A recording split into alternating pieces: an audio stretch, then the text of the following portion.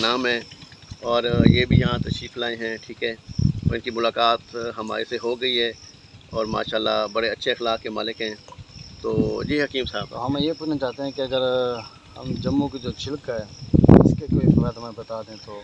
जम्मू के जो छिलके के फ़वाइद जो हैं वो आप देख लें कि किसी को दांत में जैसे पीलापन होता है या दांत उसके बुड़ रहे हैं, गिर रहे हैं, ठीक है, या दांतों में तकलीफ़ रहती है या दांतों में दर्द रहता है, ठीक है, उसके लिए आपको ये नुस्खा बताओ। जो जम्मू की जो छाल है वो आपने लेनी है और पीपल की छाल वो लेनी है आपने, ठीक है, और किक्कर की छाल लेनी है। इन तीनों चीज़ों को सुखा के इसका पाउडर बनाना है। जब पाउडर बन जाएगा तो इसका जो है सफ़ूफ बन जाएगा, उसमें आपको दांतों में जैसे आप पेस्ट की तरह करते हैं वो करें, ठीक है।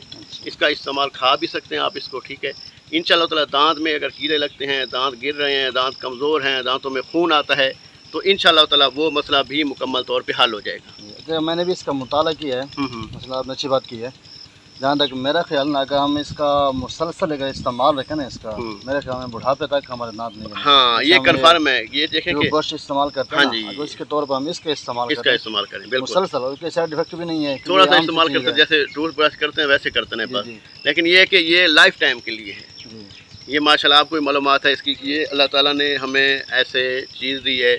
अगर ये लोग कंपनियां वालों इनको पता चल जाए ना इस फार्मूले का, वो इसको पेस्ट बना के ट्यूब में डाल के ज़बरदस्त तरीके से बेचेंगे। अगर ट्यूब को ये 500 का भी कीमत रखेंगे तो वो बिकेगी, बिल्कुल, क्योंकि ये तो लाइफ टाइम के लिए चलना है ना।